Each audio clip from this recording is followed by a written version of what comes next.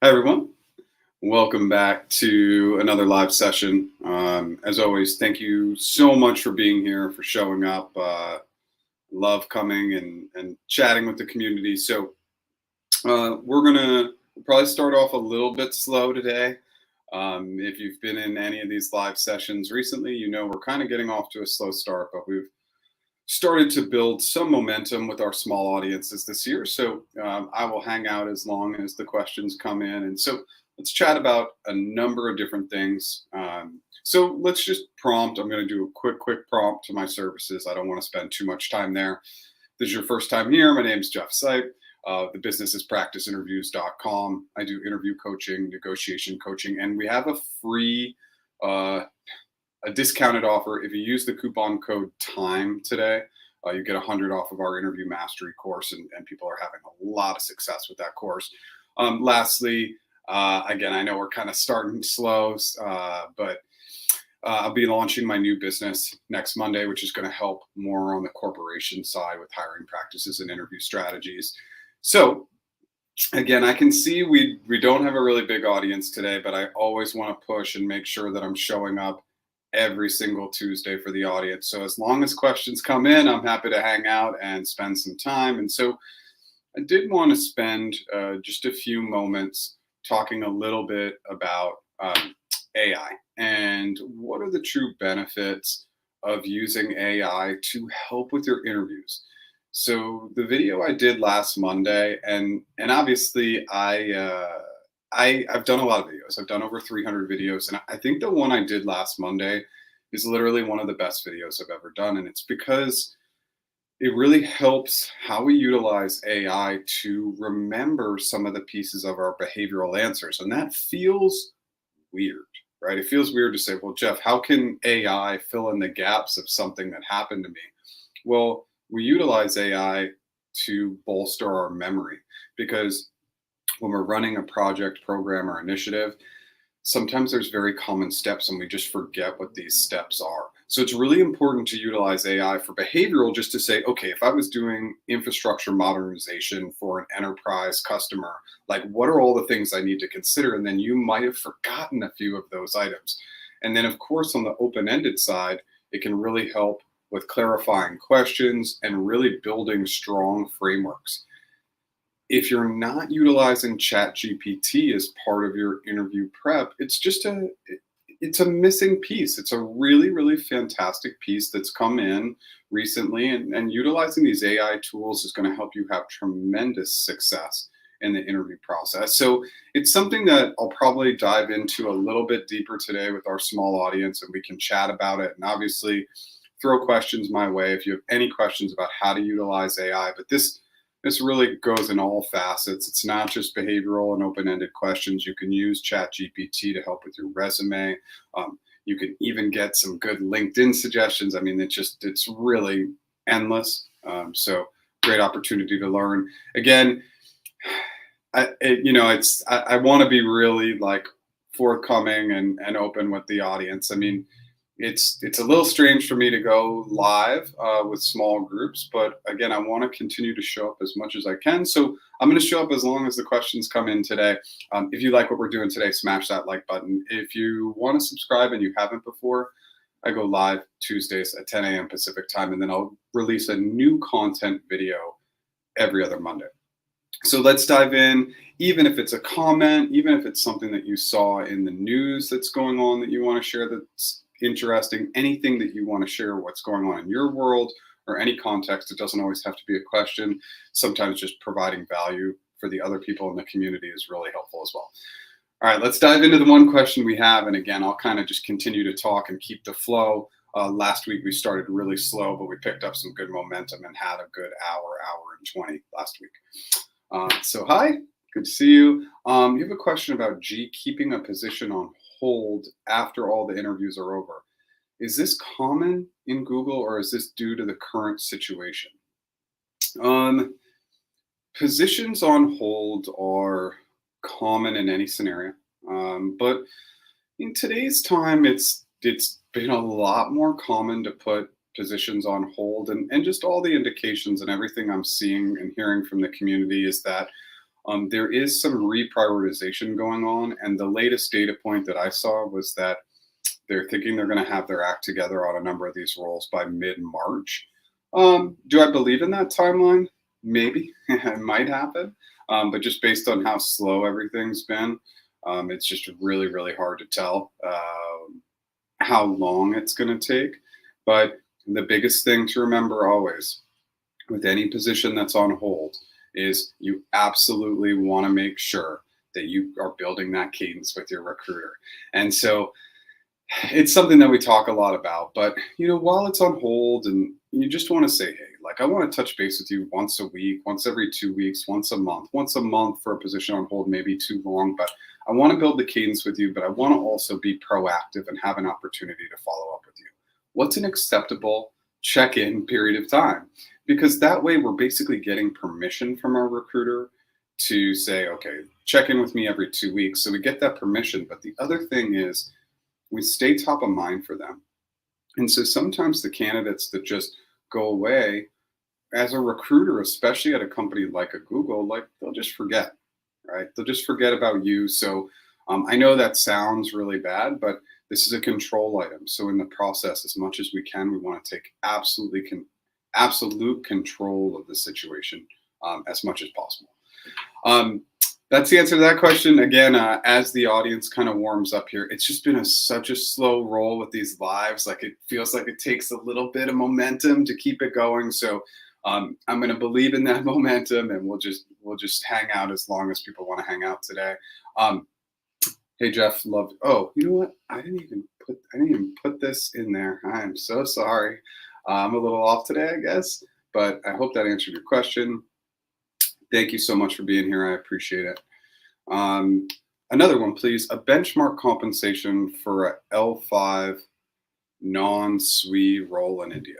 Okay, so this is, and I can throw this in the timestamps, but this is the compensation formula video. Again, I think that this is, doing over 300 videos, I just kind of have a pulse on what are some of my better videos. And I think the levels FYI formula was probably the best negotiation video I've ever done.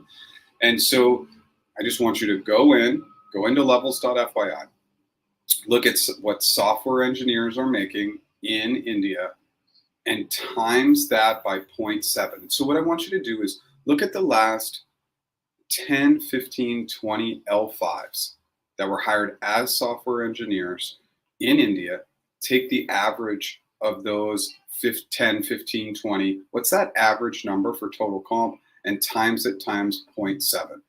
Because you're going to make about 70% of what a SWE makes in a non-SWE role, give or take.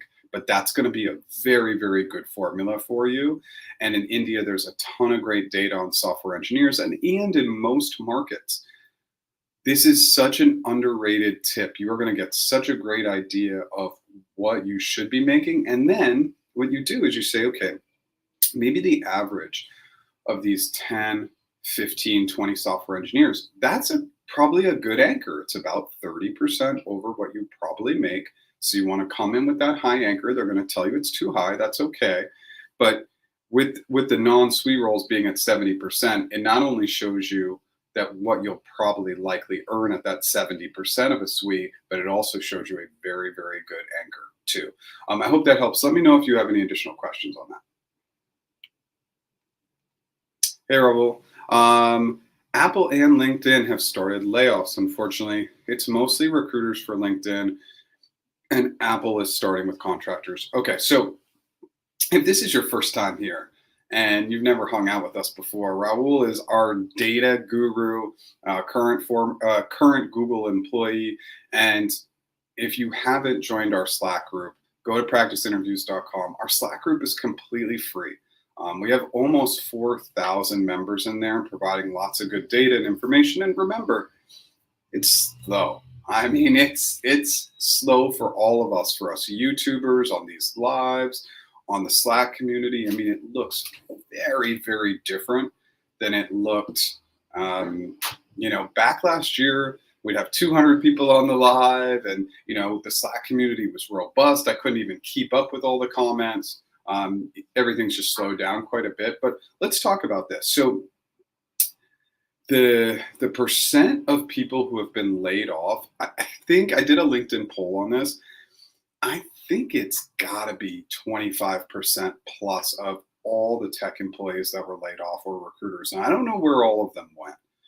You'll see some of them posting on LinkedIn, but it's just incredibly surprising to me that you don't hear more from them, because if we say 25% and we do all the math on all the layoffs in big tech, and I'm not just talking about Google or LinkedIn, we're talking about companies that are like Coinbase and those size of companies. Like, where did all these recruiters go? There are going to be probably 25, 30, 35,000 recruiters. If you really do the math, it's a crazy number. And I don't know how they're going to get new positions. So to any recruiters out there, I am going to do a special live for recruiters only. Now, obviously anybody can join, but just to give some tips and tricks, because I think the market is just overwhelmed with recruiters. And again, I'm super surprised on LinkedIn that I just don't hear more of a voice from recruiters, like screaming to the whatever that it's been such a big deal for them. Because when companies are hiring 75 to 80% less, recruiters are going to be severely impacted. Now, everybody's been impacted, but it's just a very, very interesting data point. And then Apple is actually doing the right thing. And I know this is a hard thing to hear, but they're starting with contractors. Contract work is never guaranteed. Even if you sign a year contractor, you are a contractor. So that's where I think all these companies should have started. They should have just laid off the contractors, kept the full-time employees. It's better for the brand. So I think Apple's starting in the right way, but these companies are just following like what's hot and trendy, which is to lay off. And that's not always the best idea. We can talk a lot about more creative strategies during the session if we want, but something like a 5% salary reduction across the board would cover all the costs when you think about severance, vacation payouts, accelerating stock vests. It's just crazy that they wouldn't look at alternatives. Absolutely. Please just try and use that formula. I promise it's a good formula. I promise it will help you. Okay. Hey, Jeff, I withdrew from Google last year for an L4 role and talked with my recruiter to do an interview this year with an L5 role. Given the freeze this year, would you recommend reaching out? My advice is always going to be the same. And it's always just like, I would go for it. I don't see any reason to hold back. You just got to be able to evaluate and understand risk. And it's just like investing. What is your appetite for risk? Because what we are seeing with some of these companies is last in, first out. Now, with the big tech, we haven't seen that as much. Like Google didn't really do that. We did see a bunch of that at companies like Meta and Coinbase, where they were actually rescinding offers. But if you're really in a position where if you did a job leap and you absolutely 100%, you're paycheck to paycheck, you got a big family to support, et cetera, you can't take that risk, then maybe you don't want to do it. But maybe no kids, or you're renting, you don't have a mortgage, like you're more flexible, then it's something to consider, because life is too short to sit back, especially if you're unhappy in your current job and you've always wanted to get into one of these elite tech companies. I always think it's a good idea to at least interview, at least explore, interview, see if you can pass the interviews, see what kind of compensation they offer. And there's also the value of the brand, right? And so even for people who got into these elite tech companies and maybe they spent 6 to 9 months and then they got laid off, there's still the value of the brand. That brand will really hold its weight. And layoffs have been just very, very common in this market. And I don't think anybody's really negatively looking at anybody who's laid off. This is just part of the impact of what's going on in current economic times. Hi, Jeff. Do you rewrite CVs or know anyone who does targeted at tech companies? Oh boy, this is a big question. So I do not believe in paying anybody to write your resume. I really don't.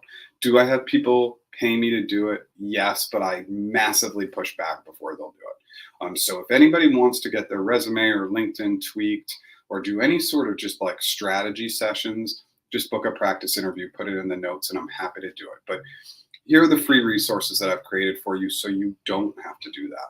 Go to practiceinterviews.com. There's a free resume template. If you read the article associated with that template, it will walk you through the logic of each one of those steps. That template will be key for you. Also, watch the resume videos I have on there. And I think ChatGPT, I mean, let's talk about the core focus of this live session. I did a video on this, so if you haven't watched it, don't hire somebody. Have ChatGPT help you. And what it's really trying to do is ChatGPT is specifically going to provide some ideation. It's just going to help you remember some of the things you've done in your career. So again, while I provide that service and while others provide that service, I don't recommend it. And one of the big challenges I see with resume writers in particular is they're writing for themselves. They're writing for a format that they believe works. The biggest item with a resume, and especially for anybody watching this live, most people are targeting big technical companies, is to not think about the resume in terms of you. It's to think about your audience. And yes, that's a common step in the resume, is to think about your audience, but think about your audience spending 3 to 5 seconds on your resume. That's the number one piece. If you only could show information on your resume for 3 to 5 seconds, what would you do? Right? And so for me, my biggest piece of advice is a very specific, job aligned resume summary, because it's at the very top of your resume. It's the first thing they're going to see. So when they see that there's alignment to the position they're hiring for in the summary, then they'll keep going. But if you can't capture their attention in 3 to 5 seconds, you've lost them. And this is where I'm really challenged with resume writers who have this vision of what looks like a good resume. And then secondly, and I know I'm going pretty long on this, but there aren't a lot of questions, so I want to dive in. The second piece to really remember is creative resumes. No way. Creative resumes are confusing. I don't know where to look. And I've spent 5 seconds trying to find the information and I'm already mentally drained and I move on. So like a sidebar and then pieces to the side and like little boxes and all that stuff. No, for most of us, again, some languages will read the opposite way, but for a lot of us, left to right is how we've learned to read in our lifetimes. And so that's the way I want you to set up your resume. These exciting resumes, no, your resume should be boring, but very, very role specific. And you need to change out that summary for every job. That should take about 3 minutes per job. And I did a video on resume summaries. Wow, I know I inundated everybody with a lot of resume advice, but I hope that helps. Thanks for the advice. Absolutely.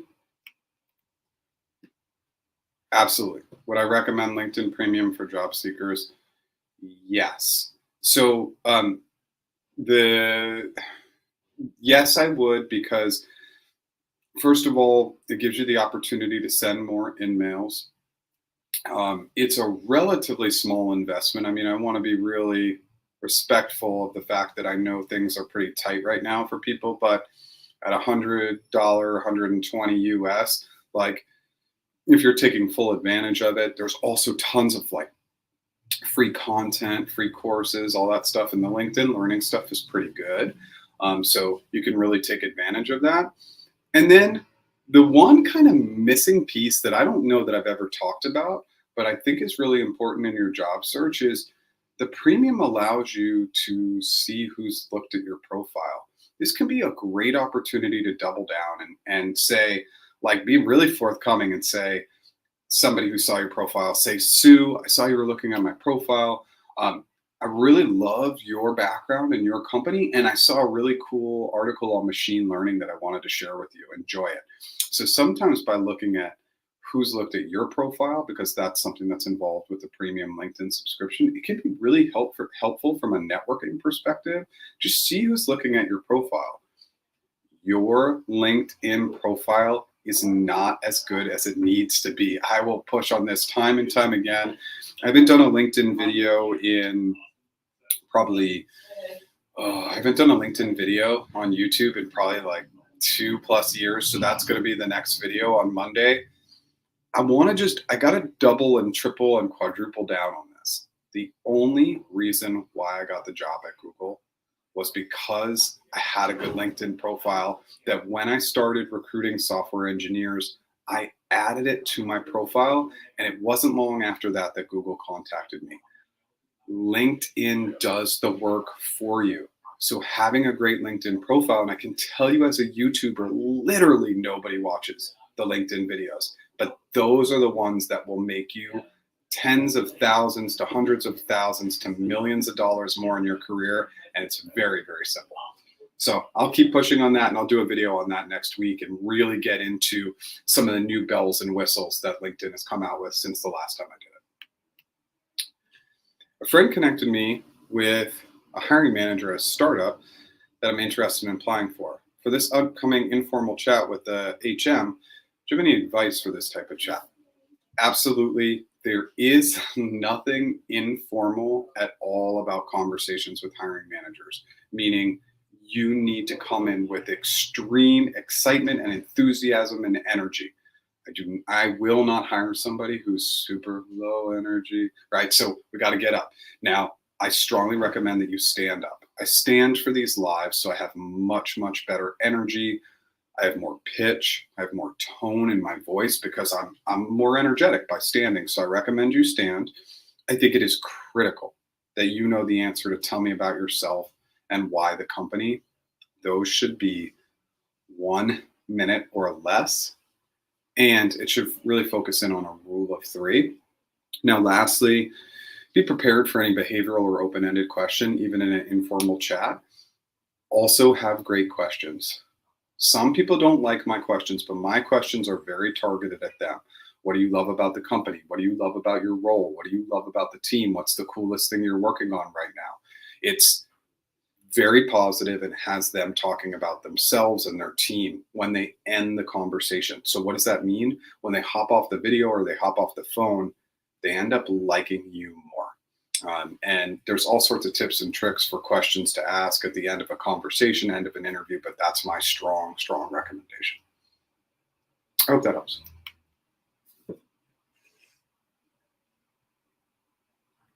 Okay. What about a good formula to find out bands for UK roles? Which market would be good to use as a reference for 30% less than the US markets on levels? Well, everything is going to be specifically driven by your market. So just look to the market that you want to work in and then use that as your formula. So if you're going to be going after a job in London, look at software engineers who are hired in London. If you're going to go after Chicago in the US, look at the Chicago market. Always go directly to the market that you're interested in working in. And then again, I want to take a quick step back. So anybody who's watching this, if you're trying to figure out what does the role compensate, go to your specific market, look at what software engineers are making. And usually for non-technical roles, it's about 70%.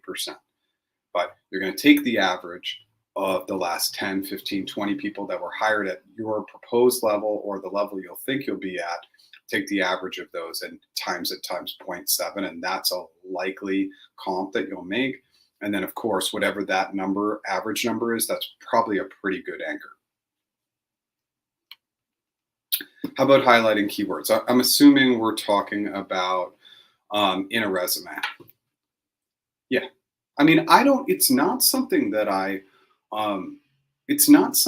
coach on or that I do, but I don't mind that, right? So I think if it's overdone, it probably won't carry the weight that maybe you're looking for it to have. But if it's done very strategically, and maybe there's like a couple of bold words per position, and those words are very, very critical items for the role that you're interviewing for. So what does that mean?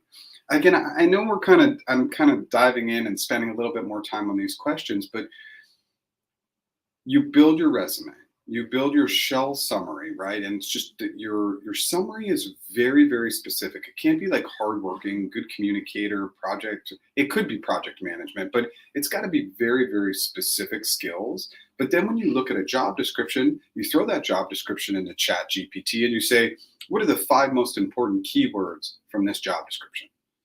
And then you put those into the summary for experience that you have. So maybe from those 5 keywords, what you identify is, ooh, I've done that throughout my career. And then each time you send a new resume for a new position, and you're going to save it, Google program manager, supply chain, June 2023, or whatever it is, right? But maybe you're highlighting the keywords that are very close to the job description. So I don't think it's a bad idea. Yeah. Bonjour. Okay. Is there a chance that your resume is good, but the volume of applicants affects your chances? Do recruiters actually read through all the applicants? No, they don't. So I like a good resume, but let's talk about the analytics. Let's talk about the data. What is the data? 10% of all online applicants are the ones that get hired for jobs globally. That's just like a pretty good baseline. Maybe it's a little lower, maybe it's a little higher, but historically it's been about 10%. So just applying isn't the right strategy. Networking is the right strategy. And sometimes backing it up with applying is a good move. They're not like exclusive to each other. And I put a LinkedIn post out there and people were arguing that you should apply. I would just network. But if you want to apply, just understand the likelihood of being found and getting hired is much, much smaller. But if you're actively networking and building a networking strategy, that's a better move. What is the percent of people who actually network for a new job? It's less than 1%. I can tell you that right now. People aren't networking, they're not using LinkedIn, and it's a huge missed opportunity. So it's just something that I strongly recommend. The best way to network on LinkedIn, find second connections, connect with them, send them a cool article, a cool video. Do not ask people for stuff on LinkedIn. That's what everybody uses the tool for. Give me, give me, give me, give me. I need. We need to make it about them. It's a longer term game to network on LinkedIn. But if you look at it from a long-term perspective, you're going to have massive success. Just give them articles, give them videos, just give, because that strategy will come back in your favor. Somebody's going to respond to you. You're going to message Jane. You're going to give her a couple cool articles. And Jane's going to say, you know what? How can I help you? And that will open up the doors. And multiple people will do that because it's going to feel so different to them. Everybody is used to people taking from them and wanting something from them. And trust me, on LinkedIn, I get a lot of that. Now, I also get a lot of nice messages from people too. So I probably get a little bit more gratitude coming my way than most. But so many people want my time, want something from me. And so I rarely see people using this giving strategy. And again, I think I'm in a fortunate place where I do get a little bit of that, but I think most people are just constantly seeing people asking for something from them. So flip the script, give. And the crazy data point is, in my 5 years at Google, one person took this approach, one. And guess what I did? I asked how I could help them, right? So it's a really, really big deal and something that I spend a lot of time talking about.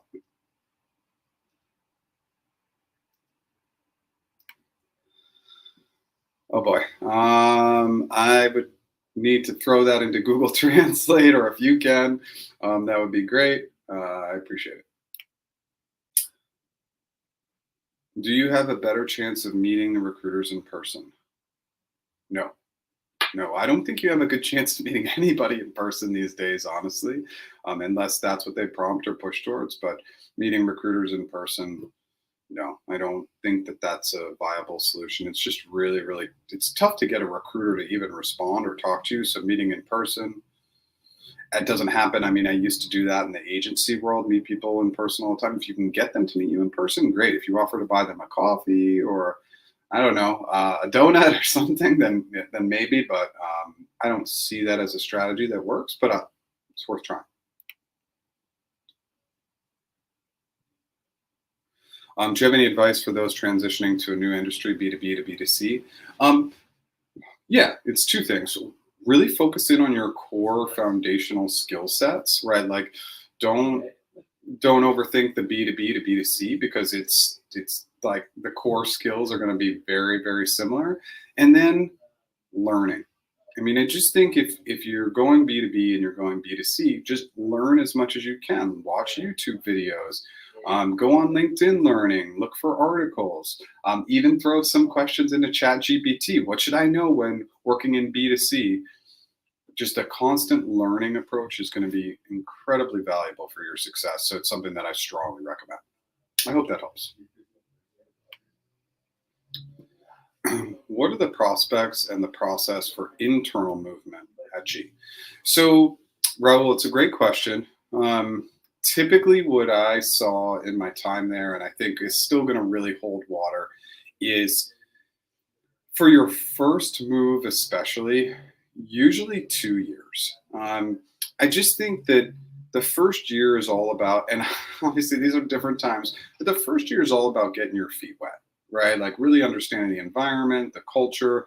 And then the second year is really your opportunity to thrive, really get settled in. And then I do want to just, we're going to talk through a bunch of things, but I do strongly, strongly, strongly recommend that anybody going into any organization, whether it's Google or anywhere else, that you don't transfer until you've been promoted. Because sometimes, let's say you're close to promotion and then you transfer to another team, it's almost like you're setting back to the beginning. So I always strongly recommend to transfer off of a promo. So you get promoted and then you start looking at transfer opportunities, because otherwise, again, you can set the clock back on promotion, and that's just not recommended. The prospects are incredibly good for internal transfers. It's much easier to internally transfer current role to current role, meaning I was always a recruiter, so I made 2 internal moves from program management to hiring software engineers to hiring customer-facing engineers. And each time it's just casual conversations. You get the sign off and you move on. Now, if you move internal transfer to a different role, you're going to have to re-interview. So that's a totally different story. But I recommend 2 years. I recommend promo first. And then I recommend, if it's interesting to you, always consider other locations if it makes sense for you and your family. I looked very, very heavily at London. It didn't work out. I think mentally looking back, I probably could have made it work out, but that's one of the biggest perks, is the ability to move across countries with Google. So it's something to consider as well. I hope that helps. Does winning external awards make a difference when recruiters are looking at sales profiles on LinkedIn? I don't think so. I don't think that awards are super important. I'm more interested in, as a salesperson, I'm really more interested in your metrics and like, were you constantly at 100% of target? Or if you're at 80%, maybe you're at 80%, but it was a new product or something like a new launch, and 80% was actually in the top 5 or 10% of your group. And I'd always want you to qualify that. But awards, awards should speak to you hitting or exceeding your quotas. How much you're calling them out on your LinkedIn profile. If you received an award, it should be on your resume or your LinkedIn. Now, resumes and LinkedIns, I don't know. I think somewhere back in the day, there was this bad advice that your LinkedIn needs to look completely different from your resume. Absolutely not. You craft and build a fantastic resume, and then you copy and paste those bullets into your experience section. Those should not look different, because LinkedIn is a keyword search tool. So I want to make sure those keywords are all in there. I hope that helps. Okay, I'm going to take a quick pause, just prompt on my services, and then we'll get right back to it. My name is Jeff Sipe. The business is practiceinterviews.com. Let me know what you think about that new logo that I created late last night. I was playing around with it. I do interview coaching one-on-one, negotiation coaching one-on-one, $100 off of our interview mastery course just today until 11:59 Pacific time. If you use the coupon code TIME, TIME. I will be launching my new business. No matter how much I have work I have to put in the rest of this week and this weekend, I'll be launching my new business on Monday, the 27th of February. So I'll be rolling out a new YouTube channel. The website will be completely rebranded and redone, and I'm just hoping that everything goes without a hitch for Monday. So if you want to check out that new YouTube channel, it's focused in on medium to large corporations, helping them with their hiring processes and interview strategies. And thank you to this audience, to the community, because The only reason why I feel like it can truly go in and flip and help corporations is because of all the learnings I've had over the last 4+ years from individuals telling me all the things that these companies are doing wrong when it comes to hiring, candidate experience, the whole process.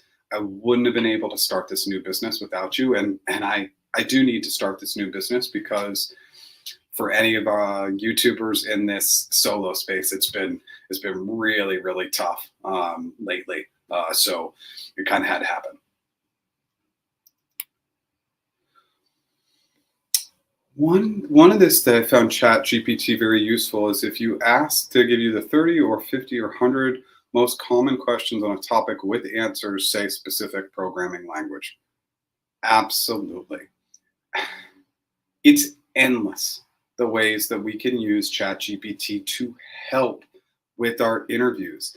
And again, I gotta tell you, that video I did last Monday is one of the best I've ever done. ChatGPT is filling in the gaps. We cannot fear this platform. It's here.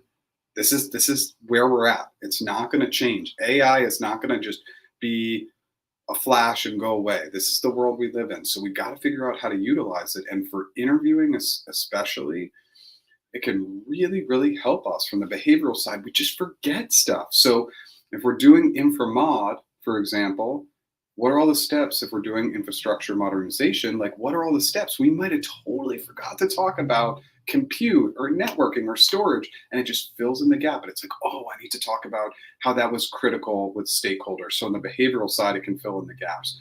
On the open-ended side, it really helps with clarifying questions. Like, we can even throw in some of these proposed questions and say, hey, like, how would you clarify this question? It really helps for frameworks. What are the key components that we might want to look for in a specific area? So there's just all sorts of ways to utilize ChatGPT to help with the interviews. Great point.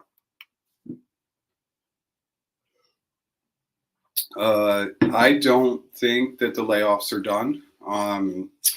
We just got whispers that LinkedIn's going to start doing their layoffs. Apple is laying off contractors, so that's another one. Those are two companies that are going to be laying off. There's some whispers that Google's going to be laying off more. They just laid off, I think, like 500 people in Singapore. So that's something else to keep in mind as well. So I think you'll see more layoffs coming. So I don't think that they're done. And I don't think that based on the way the current economy is looking, that I really think we're in 2 years of this. I think this year and next year are going to be pretty tough.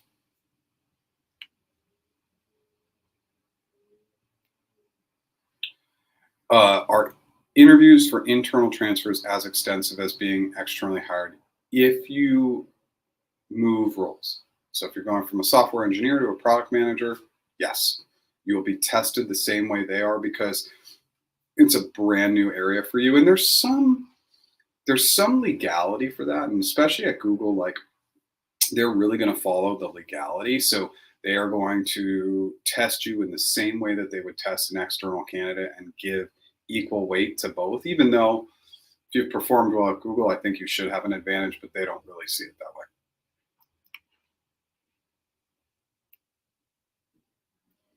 Does early application give you an edge assuming your resume is good? Maybe.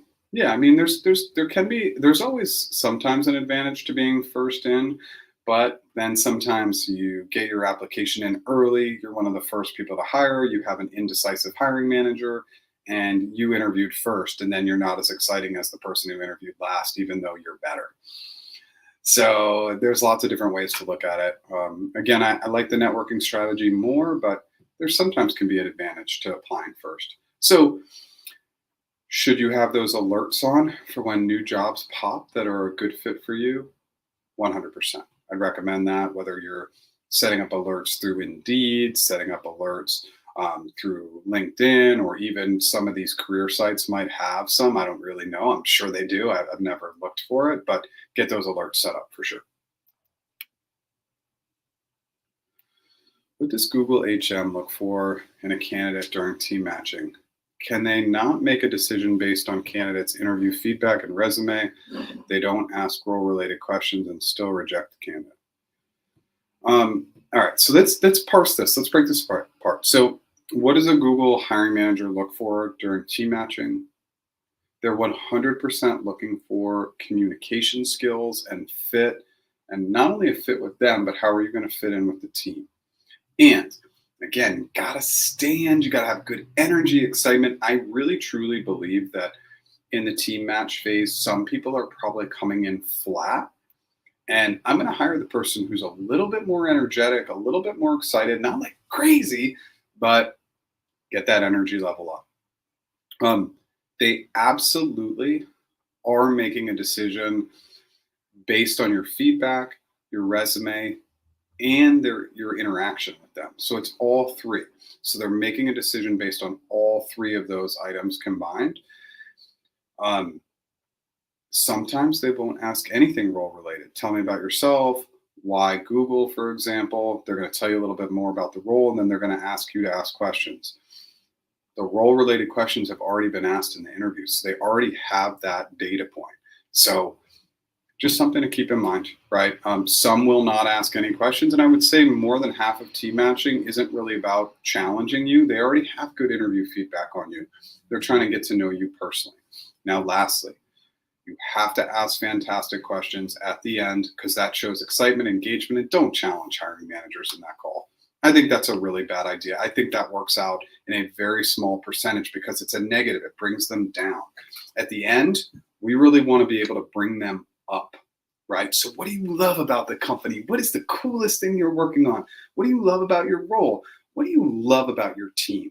Love, love, love. And then they, again, get off the video and they love you, right? This is science. I'm not making this up just to say it. Like, there's a ton of data that shows that when people talk about themselves, they like you more. So a good strategy to follow. I hope that helps. I knew I threw a lot at you. When I apply to a role on LinkedIn, should I also get someone to refer me or reach out to the recruiter I applied? What should I say to the recruiter if I already applied? I feel like I'm annoying them. Yes, you always want to get referrals. It doesn't matter what the company is. Referrals just usually have a little bit of an uptick, right? They're going to want to give you a little bit more of that white glove feeling because referrals should be taken very seriously. And I can tell you most organizations, like there's an uptick, you'll definitely get your application looked at. So you're not going to annoy them. If you already applied and then you get referred, hey, you applied to the job and then you got referred. Most times you get referred and then you need to apply, but if it happens in the opposite direction, it's fine. Yeah, don't worry too much about it. You're not too late. We're still hanging out. I know we have a small audience today, but we're having some fun and we're making it work. So you're here. So I've recently started tailoring my resume with ChatGPT, but always been tailoring my cover letters using it. Okay. Who wants to talk about cover letters? So let me take a step back. This is a very, very personal opinion, and it just comes from my experience in the recruiting space. If an organization does not ask for a cover letter, I don't recommend sending it. This is up to you. This is really a personal decision, but I can tell you for big tech, they're not reading them. There's no way. They do not have the time, and people don't like that comment. But if you were to see what a recruiter's desk looks like and just the sheer volume they get, they're not reading cover letters. So when it's asked for, I would say that that's a company that's pretty dated because now I can find out a ton about you by looking you up online, by going to your LinkedIn, et cetera, your social media accounts. So cover letters are old school. This is also going back to like the one-page resume, right? They said one-page resumes because people used to staple and have to flip to the next page. But when we scroll, we don't notice whether it's 1 or 2 pages, honestly. So that's very dated advice. And so cover letters are pretty dated in my opinion. But I love that you're using ChatGPT to tailor everything because I think it's a huge advantage. Remember, one of the best ways to tailor your resume using ChatGPT, throw the job description in and say, highlight the the 5 to 10 most critical concepts from this job description. If you have any of those skills, those should be going right up into your summary and your resume. You should change out the summary on your resume for every role you apply to, because you're going to have such a good base resume that it doesn't matter. You're just changing out the summary to be a little bit more aligned with the job description, and that should take 3 to 5 minutes each time. That's all the amount of time it should take. And with ChatGPT, we can get that down to 2 minutes. Passed the on-site interview with Google, but could not get team match for 1 year. Now the recruiter wants me to do another on-site. Previous interview feedback is longer than 1 year. The layoffs, what's your advice? 100% go for it. Here's the good news. They already liked you. You already have shown and demonstrated an ability to pass very difficult interviews. Go for it. Do the interviews. To not get team matched in good economic times was common. I mean, this was like 30 to 40% of people who got to the team match stage wouldn't get a job. It obviously increased with all the economic challenges. But I always say go for it. Life is short. Let's test it out. If we get through the interviews and they give us this awesome compensation package, it's just something to consider. And especially with Google, the vast majority of people landing the job at Google, and this is kind of a little understated, but the vast majority will make so much more money. The second I got my contractor job at Google, I more than doubled my income instantly. And so, you know, for a lot of us, it's a great opportunity. And so I think there's like this hesitation, this pause. You don't always have to take the job, but go through the process. And again, especially if you've passed the process before, that's such a positive sign. So I would say go for it. Will recruiters look at cover letters considering they get 500 plus resumes for a position? No, they won't. I just didn't see it. I can tell you in 5 years at Google, I never read a cover letter, not one. So no, they don't have the time to do it.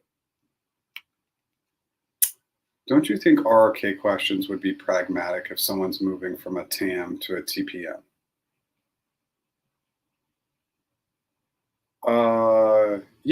Yeah. I mean, of course, if somebody's moving from one role to another role, like again, if you're moving from one role to another role, you're gonna have a full slate of interviews. So an RRK, they're gonna do an RRK, they're gonna do a GCA, they're gonna do. If you were going to a TPM, from a TAM to a TPM, you're gonna have 2 technical judgment interviews. I mean, they're really gonna do everything. So yeah, absolutely. Will there be an uptick in hiring in March? They're saying there might be, but I don't know. I'm not confident, and I'm just trying to stay as optimistic as possible. But I'm not confident that everything will totally work itself out, right? So I think we're going to see. I think we'll see a slow in hiring for this year and next year, and then like what Raul did to show the data from August to January. Google's hiring was down about 70. The amount of open roles was down about 76%. I don't know if we'll ever see 4,000 openings plus at Google ever again. It might just never happen. It might just be leaner moving forward. They're such a big organization. You might see this from all companies. So I don't know what's going to happen. I wish I did. I wish there was an uptick. It would definitely help my business. But the reality is that I think things will stay pretty slow. And if we see any uptick in March, it would be a great thing for everybody. Oh, okay. Is a summary on a resume needed? Seems outdated. It's not. You need to think about your audience. Your audience is going to open up your resume. So you have your name, you have your link, you have your LinkedIn, you have your email, you have your address, etc. The next thing they see is the summary. So if I know that you're going after a software engineer role and that requires Python, it requires 10 years of experience, and it requires X or Y or Z, I'm going to put that right at the top. So that's the first thing they see. The summary needs to be in bullet format, meaning we're not ever going to write paragraph format. Their eyes will just go past it. So it's very short, specific, concise bullets about skills that are absolutely needed for that job. I think it's the most critical part of the resume, because if you can highlight why you're a match for the job in the summary, they're going to keep looking. Otherwise, you're just asking them to look through your entire resume. So I think it's the most critical part. How to build team management experience when you don't have HR responsibility in your current position. So team management can be more about collaboration from like a project or program or initiative perspective. Um, Team management doesn't also have to be like having any direct reports or having experience with HR. Sometimes it's just your ability to influence without authority, right? And so you might have taken the lead on a project, program, or initiative, but really think heavily about collaboration and how you worked with others, how you created the plan, how you looked at the scope, how you built that shared vision, how you identified risk. But lots of times individual contributors, they don't have team management per se, but they have maybe management within a project or program. And again, it all goes back to kind of influence without authority. I hope that helps. If you have more questions, if that didn't answer your question, let me know.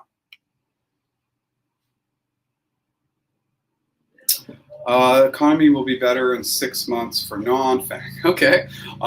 Hey, I think we should all, I love it. I think we should all be looking at the positive side of things, right? Like, we don't know what's going to happen. It's so hard to know. Things could just all of a sudden see a huge positive uptick.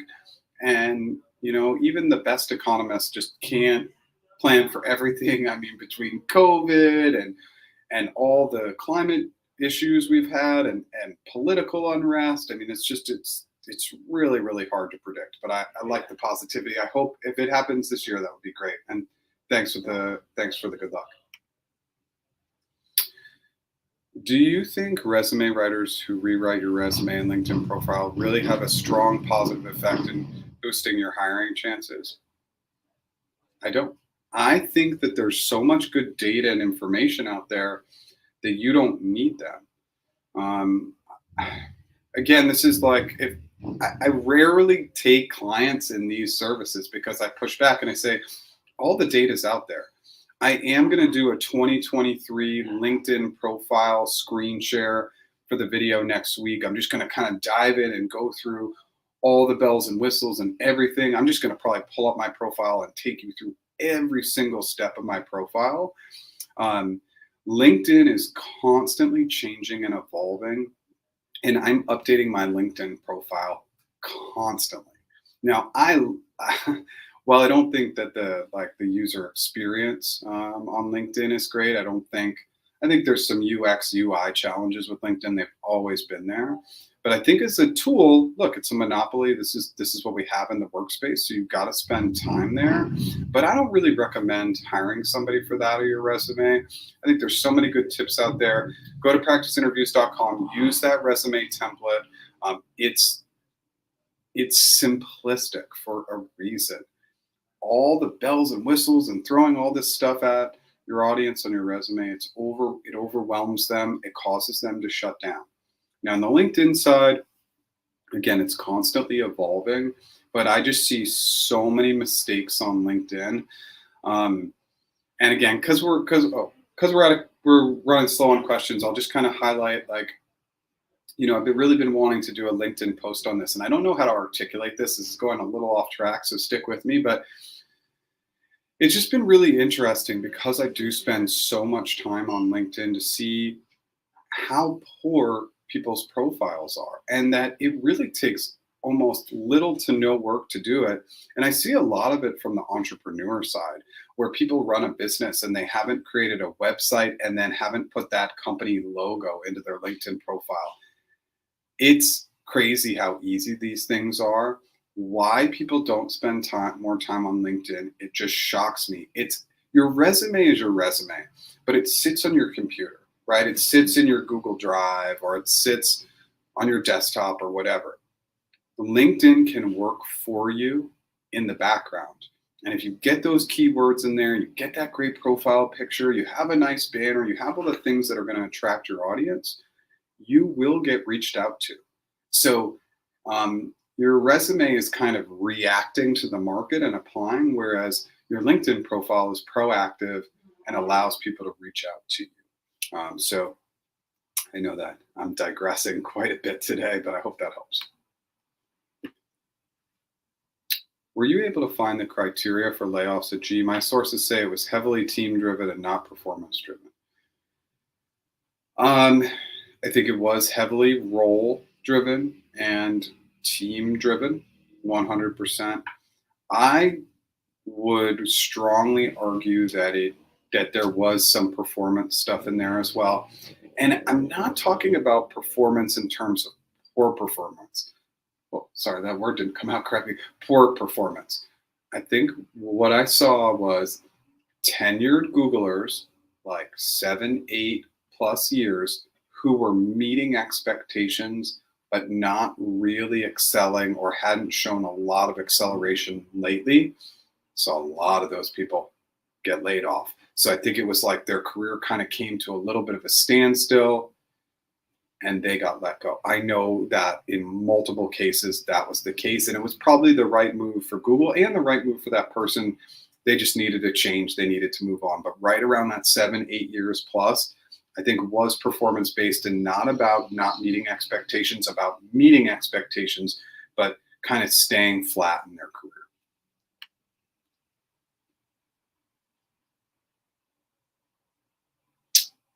So how do you prepare for a loop type interviews, virtual, on-site, all day?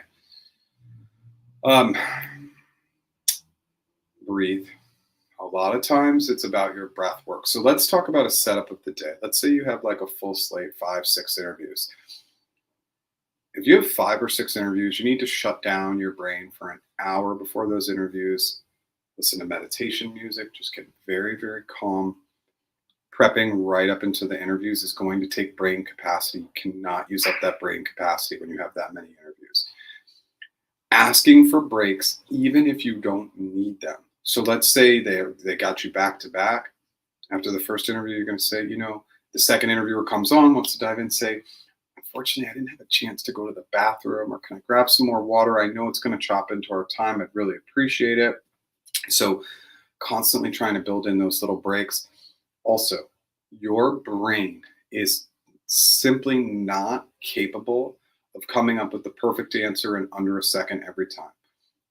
In a virtual on-site where you're going to have tons of questions coming your way, slow down. I'm going to take a minute to gather my thoughts. I'm going to take a minute to think through that. I'm going to take a minute to write down some ideas. Slow your roll. If you're trying to answer every question in less than 1 second, over the day, your brain just gets incredibly exhausted and you'll have less success. So slow down. And that's not just for a slate of virtual on-site interviews. That's for one interview. People don't allow for brain connectivity. Some of these open-ended questions, you can't answer those questions in under 1 second. Your brain's just not that good. And it just takes all of us a little bit of time to slow down. Will your interviewers always like that you slow down? No.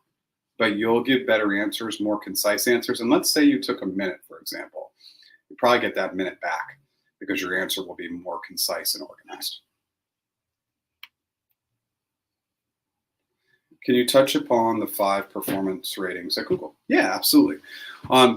So for anybody going into Google, there are 5. So let's start at the top. Let's start with positive and we'll work our way down. There's superb. Superb is a killer rating. It's about 5% of the organization will get a superb rating. That's the elite. That's the top. The next is strongly exceeds expectations. That's right under superb. When I was there, it was about 15% of the organization would hit one of these top 2 tiers. Then there's exceeds. Exceeds is pretty common. I think that's going to fall in your kind of 30%-ish. So what are we at? 5, 15, 30, we're at about 50%, right? So about 30% will get exceeds expectations. So again, with superb, you're really like a rock star. You're top 5%. With strongly, you are doing great. There's a likely promotion in both those ratings. Not necessarily, but likely. Then exceeds, again, 30% of the organization is definitely going above and beyond. Then there's meets, which is still considered a good rating. That's going to be about 45% of the organization will fall in that meets category. Now, just because, like, let's say you're an L3 through an L5, it's a 15% target bonus for meets. Hey, you might be an L5 who meets and you still get a 17 or 18% bonus. So the other thing to know is that at each rating, your bonus will go up, your refreshers will go up. Then the last one is needs improvement. So just at the top tiers, right? At the top tier, superb is 5%, needs improvement is about 5% too. If you're in the needs improvement category, it's very strong likelihood that you'll be put on a performance improvement plan. Google doesn't really like to let people go based on performance, so they'll likely work through it with you. You might get that needs improvement rating for a couple of, for a full year if you're really trying to work through some items, but usually they'll work with you. And if you're putting in the effort, it will really work. Those are kind of the ratings. Thanks for that. Yes, and this is it. Superb, strongly exceeds expectation, consistently meets expectations, and needs improvement. You're welcome. Hi, Jeff. A company is telling me they want to finish interviewing other candidates before deciding on my candidacy. Should I be concerned about my performance thus far? No. You have controlled what you can control. If you were not a fit, they would have let you go. So it means that your interview performance was solid. You cannot control how they want to do their agenda, meaning some hiring managers just like somebody and they hire them. But a lot of hiring managers, a lot of teams will want to just talk to a lot of people to confirm that you're the best. So think of it like they're confirming you're the best.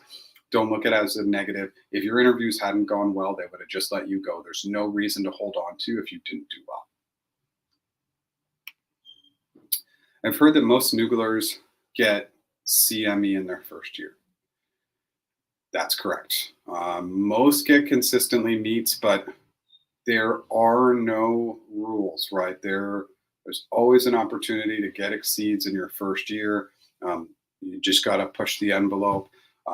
I saw people get back-to-back years of superbs. It's also changed a little bit. They used to do more 6 month reviews, and now I know it's gone to just a single yearly review, which actually makes way more sense. But it's all about you, your performance, and don't worry about them saying that, because you definitely can break that mold. I've seen it happen a million times. Okay, we're just over the hour mark. We're at the end of questions. Any additional questions that come in, I'll take them. If you use the coupon code TIME today, TIME, you get 100 off of our interview mastery course. That course is helping people have tremendous success. There's over 50 templates on there. I go really, really in depth. So I would definitely recommend checking out the course. I do one-on-one interview and negotiation coaching. Hey, on the negotiation side, we crush those offers, right? I think people leave a ton of money on the table, but you've got to be good at the interviewing first. At practiceinterviews.com, we have so many free resources. We have a free Slack group with almost 4,000 people. Join the Slack group. 9 great free resources, including the resume template. We spent quite a bit of time talking about the resume today, but there's a LinkedIn tutorial that will take you through the steps. Again, I'm going to do a new LinkedIn video next week. I will be launching before my next live next Tuesday. I'll be launching my new business, new YouTube channel, new website. That all should be launched on Monday. I'm really, really hoping. I've had a lot of pushbacks. This is very common for me when launching anything. It just, as an entrepreneur, it takes longer than you want it to, but the new business will be helping medium to large corporations with their hiring processes and interview strategies. And again, thank you to the audience.